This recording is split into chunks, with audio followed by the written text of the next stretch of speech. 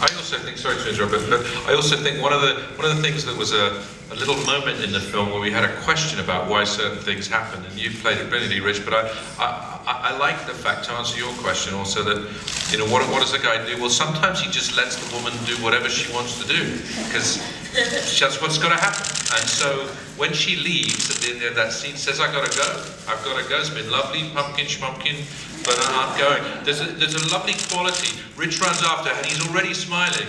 It's okay, so she leaves at midnight, she doesn't explain herself, she's running on steps, she drops a slipper. Great, well, that's what she had to do, and that's fine. I'm enjoying that too. I love looking into her eyes, and now I'm gonna enjoy finding her. And my job is to accept that that's a beautiful thing too. Спасибо огромное, уважаемые дамы и господа, фотографы, обращаюсь сейчас к вам, пожалуйста, прекращаем фото вспышками своими прекрасными здесь, все посвящать, надеюсь, вы набрали материал, и теперь обращаюсь к корреспондентам. Где у нас владычица микрофонов? Вот, прошу. Первый вопрос. Здравствуйте, коллеги. Большое спасибо за фильм. Я, несмотря на то, что мне 25, рыдала как маленький ребенок, когда смотрела. Вот. Но есть некоторые современные родители, которые считают, что «Золушку» не нужно читать своим детям, чтобы те потом в течение всей своей жизни не ждали своих прекрасных принцев. Что бы вы могли сказать вот там 30-летним, 40-летним, 50-летним Золушкам современным, которые до сих пор так и не дождались своих принцев? Спасибо.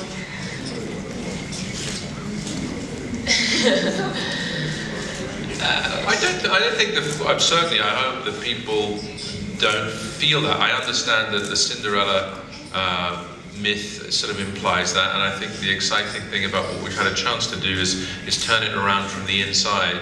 And an absolute mantra for us through the movie was that Cinderella is not waiting for a prince, not waiting to be rescued. If the prince did not come along, she would be fine. We can see that because we see her background, we see her personal happiness, her ability to interact, to be at one with nature, with animals, to enjoy life in the here and now in this minute. She may prefer, I don't want to speak for Lily in the character on this book, but she may prefer to have a loving relationship, but isn't simply waiting for it, and meantime is engaging with everything else that's there, including tough times and difficult situations. What she seems to work on is herself in a sort of ongoing way, and I think I would say that I hope that this Cinderella is an inspiration for those who know, as you were hinting at earlier, Lily, that it's not about waiting for a prince. It's maybe working on yourself, and what happiness will hopefully ensue. And I think that kind of old-fashioned view of waiting for your prince is dated now, and it's not true, and we get to see it in this film. I think Cinderella rescues the prince as much as he rescues her. Yeah, because at the start, I think in the animation, you sort of see Cinderella looking out the window and dreaming of the palace and of the prince, and there is that real romantic feel. But I think in ours, you don't see Ella like that at the start. You see her just getting through her life, you know, dealing with this immense loss and trying to be the best person she can be to live up to what her parents have taught her. And so when she does stumble across the prince, she doesn't even know he is a prince, and she just sees this sort of blue-eyed man. And, you know, she sort of like shouts at her, don't kill the stag. She's really, you know, she's so strong. She's not sort of a doe-eyed girl waiting for a boy to sweep off her feet. Спасибо, надеюсь, исчерпывающий, более чем ответ. Движемся дальше, прошу. Надежда Маркалова, Стартфильм.ру. Я так понимаю, что не так много трюков было на съемочной площадке. Расскажите, что было самым сложным и что было самым смешным, может быть, во время съемки. Спасибо. So was the question refer also to stunts? Was that right? Or sorry. Funny moments or challenging. Stunts as well. Well, frankly, I thought it was a bit of a stunt for Lily to walk down the stairs in that dress and those heels. So what was that like? Yeah, the dress had a life of its own, coupled with the high heels. It was, yeah, I said that to Ken last night. We were walking upstairs. I was like, I'm so good at this now. Yeah, it was. There was certain restrictions posed by wearing a corset and a skirt that weighed, I don't even know, it was like the ocean surrounding me. So that was a challenge. I also did a crazy moment where I was in a harness along like a zip wire, and they spun me round as I was catapulting out of the pumpkin.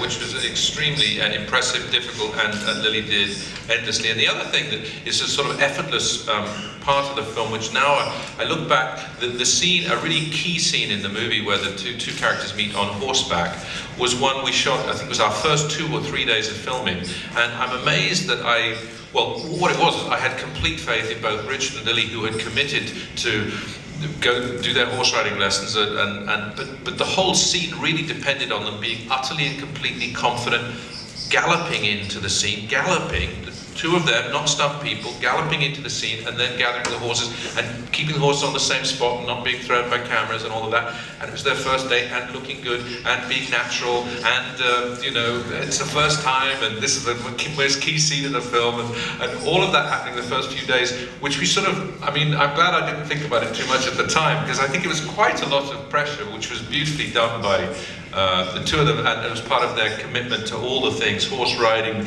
fencing, whatever it might be, up and down stairs on high heels that the show might demand. А вот маленький уточняющий вопрос. На лошади Золушки, по-моему, не было седла. Или это только так кажется? И в уздечке тоже. Ну, собственно.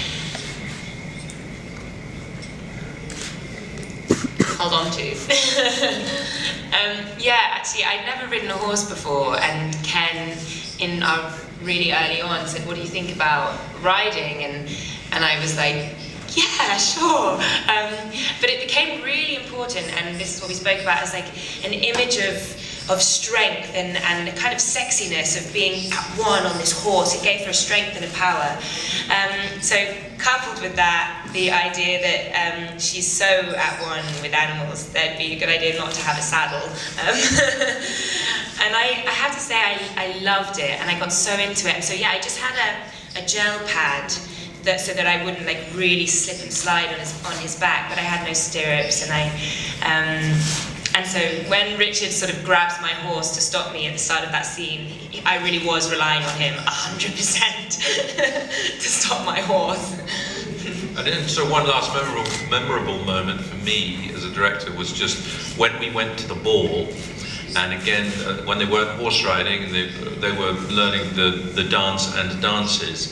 And when we had, 6-7 camera crews and 500 extras and hundreds of people on the crew, and we're on the 007 stage at Pinewood, and we have a huge orchestra, it's a big deal. And then Lily and Richard walk on set and say, "Well, now over to you, we'd like you to dance." And I would say probably as one, the entire British film industry went, "Oh."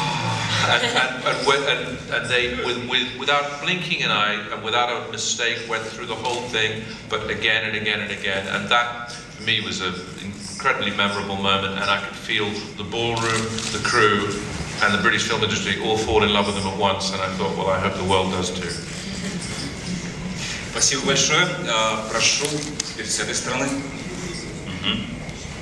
Доброе утро, Лена Мельчиновская, газета «Собеседник», Welcome to Moscow. И у меня вопрос и к Лилии, и к Ричарду. То, что вы сыграли принца и будущую принцессу, не будет ли вам, как вы думаете, мешать вашей личной жизни? Не повысится ли у вас теперь ожидания, какие-то требования к вашим партнерам? Спасибо.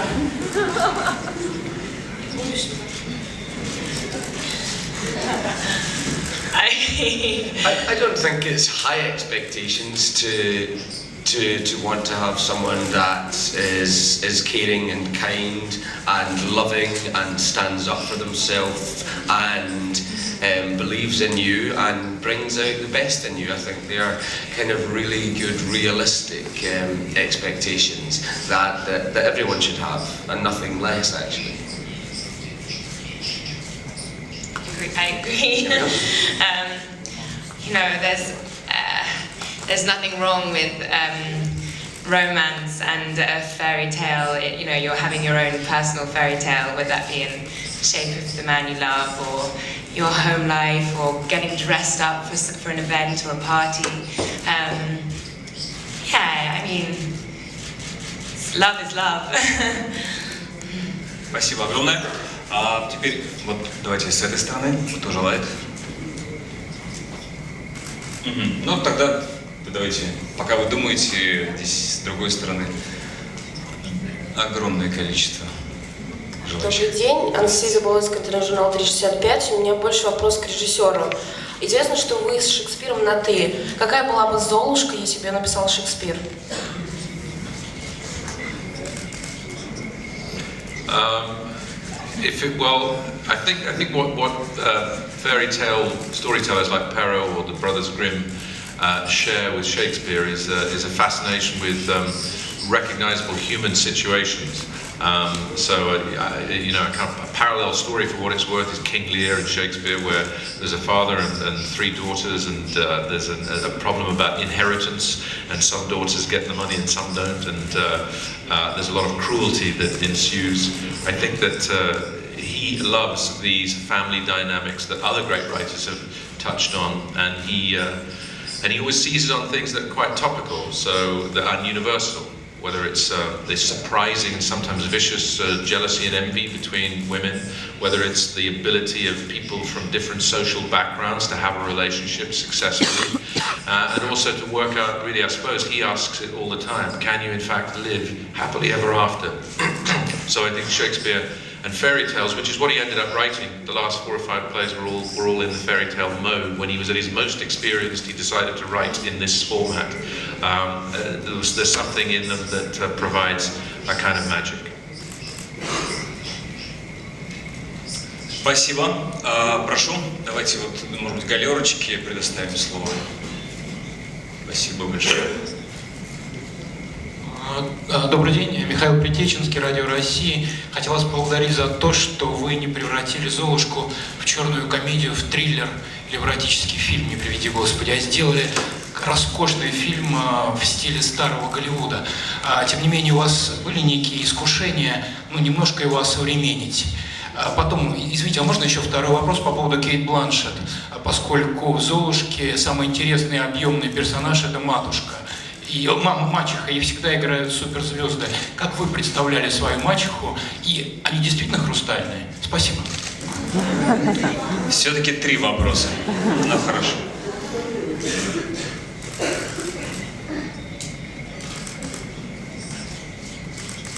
Oh, crikey, that's a lot of questions. We're going to share those out, but just while I'm here and right in the middle of this, by the way, it just occurs to me to say thank you very much for asking us to come to Moscow. We just wanted to say that it's a great pleasure to be here. We appreciate you coming to talk to us this morning. We're very excited about presenting the film, so thank you for that, and I'm very glad you liked the film. And I'm going to ask these very talented, brilliant young people what they felt about Kate Blanchett. Well, she's completely remarkable. Getting to act with her and do scenes with her was just one of the most exhilarating things I've ever done. And what was amazing about her stepmom, for me, from my perspective as my character, was that she was cruel, but I really could forgive her at the end, because I really saw this whole life. I saw this heart, I saw pain in her. So this was this amazing thing that Ella, this quality she has of being able to sort of step outside of what's happening in a way and go, I understand why that person's being like that. And through that she can be kind. And Kate's stepmother was just abundant, it was full of things happening inside her, and so my relationship with her became really interesting and exciting and quite dangerous. Yeah, she's the best. I agree. I love what Kate did with this part. Is that feeling of no one is born bad. There's reasons and things that happen to them that make them behave the way they are. And also a lot of that badness, I think, is your perception of the world around you. And you have Lily's Cinderella, who right up until the point before she meets the prince, her life couldn't be any worse. And she's finding the best in it. She's finding these moments with the mice. She's finding these moments with the animals, and bringing the best out of life. And in opposition to that, you've got Kate's stepmother, who maybe life's actually quite good. They've got a house and they've got a little bit of money and everything's could be much worse, and she sees it in a very negative way, and that's kind of what makes her evil, is that horrible perception of the world around her. And yet also to finish on that, I don't know if we've answered all your questions, but they've said some very, very fascinating things, and one of the, maybe to just finish on that, is that in the way Lily plays it and Kate plays it, a last moment in the movie between them that I think, with everything that Richard's saying being totally true, nevertheless one gets surprised in a movie like this that when Lily says to her, you have never been and you will never be my mother, it's a very, I think, tough thing for a stepmother, of which there are many, many millions in the world of patchwork families that we live in, who may find that very difficult to hear. And once again, with a complex performance, it resonates in ways that I think are very meaningful for the audience. It makes them feel it, it makes them think. So we were all very blessed to have this great artist amongst us in a great part. Спасибо огромное, но все-таки один вопрос остался без ответа, а именно ответ на этот вопрос волнует многих после просмотра «Золушки». Действительно ли они хрустальные? Yes, they are. I gasped when I saw them, and then I was terrified of dropping them. They were Swarovski crystal, and how they caught the light when I held them, it was unbelievable. It was stunning, and sadly though, they didn't fit on my foot, so I wasn't a real princess in the end. No, they were. I couldn't get your, and they would have broken, I think, if you'd walked in them.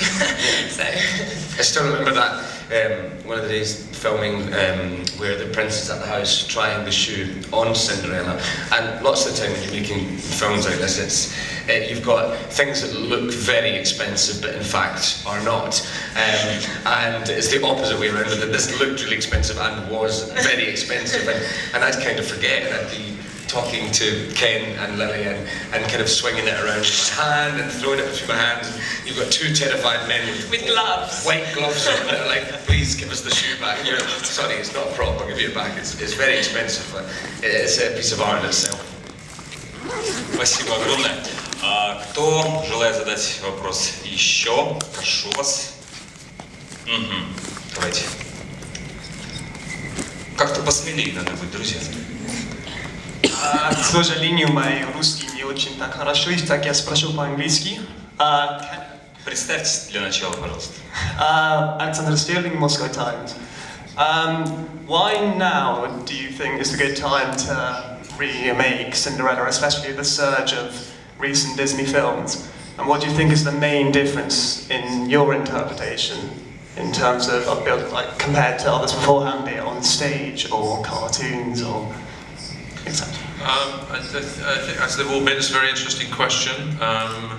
The why now? Well, I think there obviously has been a phenomenal and historical imbalance that still will take many millennia to redress in terms of the way in which films have tended to follow the stories of men, and this has a focus on a woman's story, and we felt, if this doesn't sound sort of reductive, a female empowerment story, which seems sort of paradoxical with the tale of Cinderella, but was one of the excitements of doing it. Could we revolutionize it from the inside?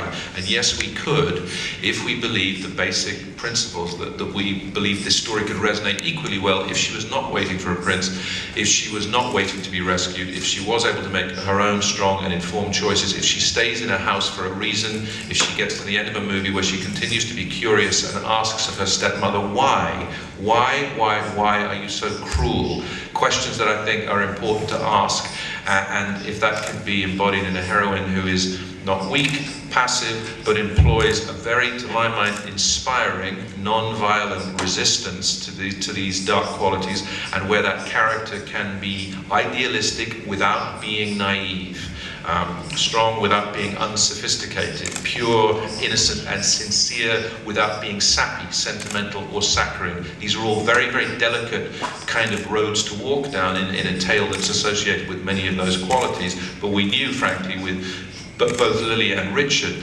that was something that we had an opportunity to do, and in so doing, even though it comes through a classical facade, which I also wanted to do, deliver a beautiful fairy tale experience, that classical prism was a way of seeing this contemporary and modern passion and humane and human quality at the center of it, and that in itself could be very exciting in the here and now, and that a strong female character did not have to be someone who pretended to be a man, did not have to put hands on hips, grab a gun, or do things that were overtly manly, but be fully 100% in her own distinct and beautiful way, female, womanly, feminine, and equally and complementarily strong.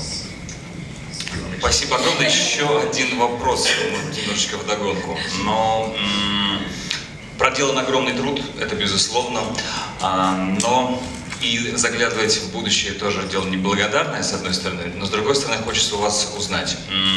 Другой анимационный фильм про Золушку от компании Disney середины прошлых годов вошел чуть ли не в десятку лучших анимационных фильмов на столетие. А какое вот место вы рассчитываете, что займет этот фильм, который сегодня мы обсуждаем? God knows. I mean, I'm grateful for the spot it currently occupies, which is people are interested about it. That's good. I'm excited about that. And we offer it out into the world humbly and with no assumptions about what might happen to it. As always, the public will decide. The public will decide, so they can. Хорошо. А есть ли еще желающие задать вопрос? Прошу, поднимайте руку. Здравствуйте, Мария Затухина, интернет-СМИ Gamescom. На съемочной площадке было очень много красивого интерьера, красивых костюмов. Удалось ли оставить себе что-то на память? И если нет, то что хотелось бы себе все-таки оставить?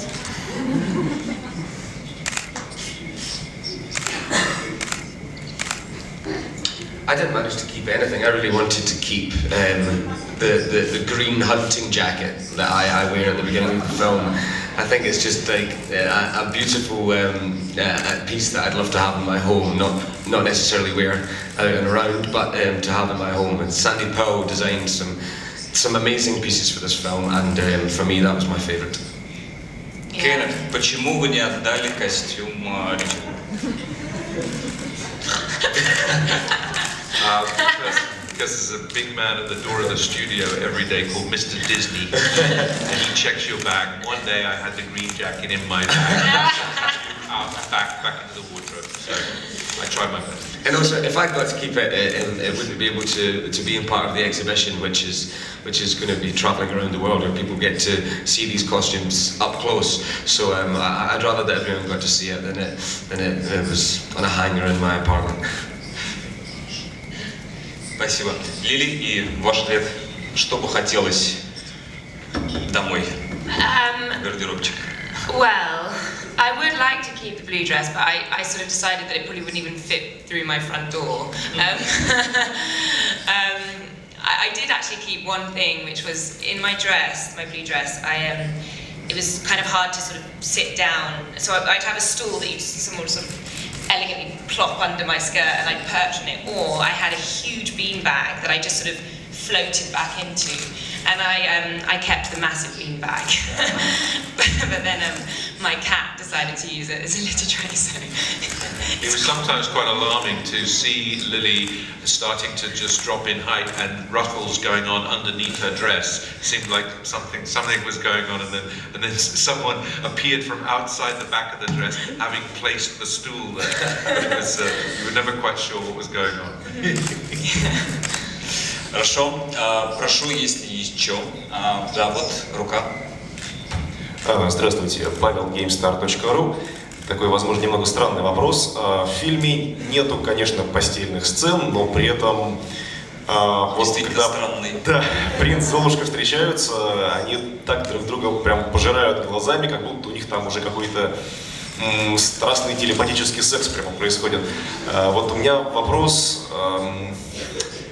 Были ли какие-нибудь, не знаю, консультации с детскими психологами там, и так далее на тему того, сколько вот сексуальности можно во взгляд запихнуть? Или вы просто не заморачивались? Честно, интересно.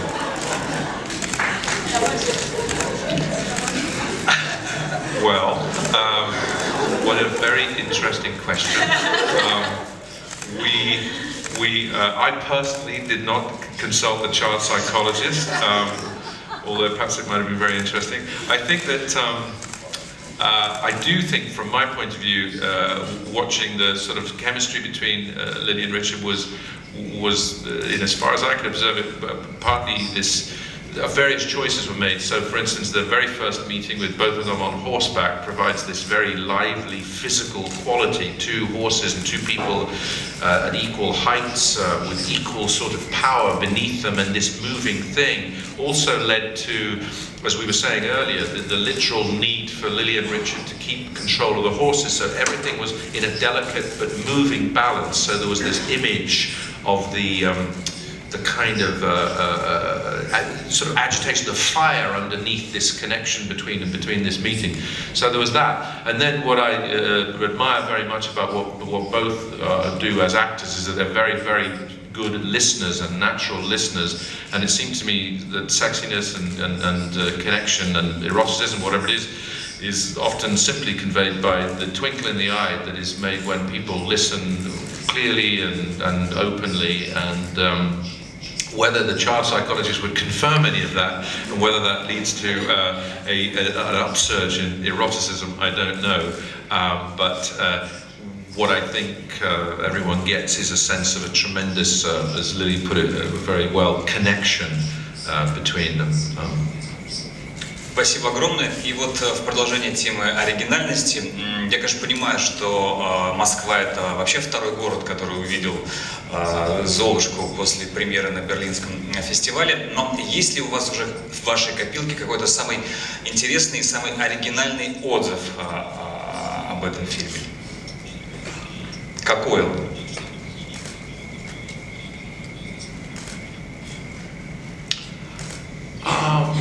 Well, I mean, two things that strike me in Berlin was we had this unusual reaction in the press screening. There was applause when the dress transformation happened. There was applause when Helena Bonham Carter turned into a fairy godmother. There was applause when Cinderella arrived back from the ball, and finally the poor old goose, who was this new novice driver, turned back into a goose, which I think he was much happier about.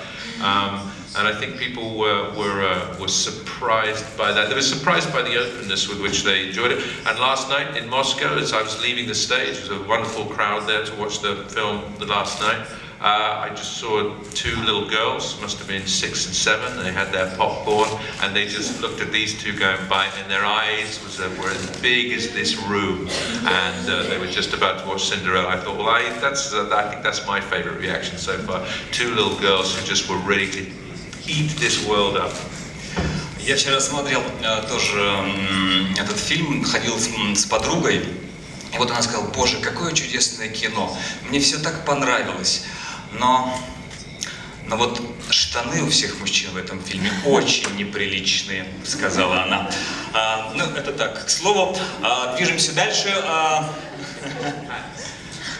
У кого есть еще вопросы? Прошу, остается очень мало времени, есть шанс. Давайте.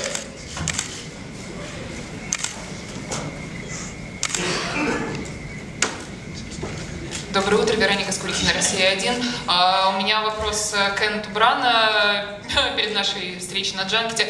Почему так мало Хелены Бонем Картер?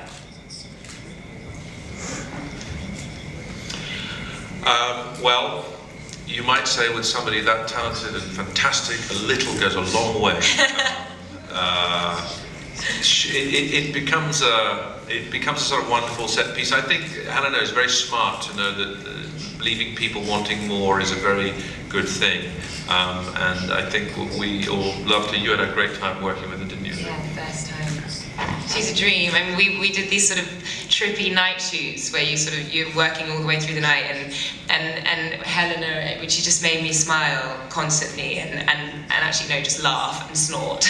and so she's the perfect fairy godmother.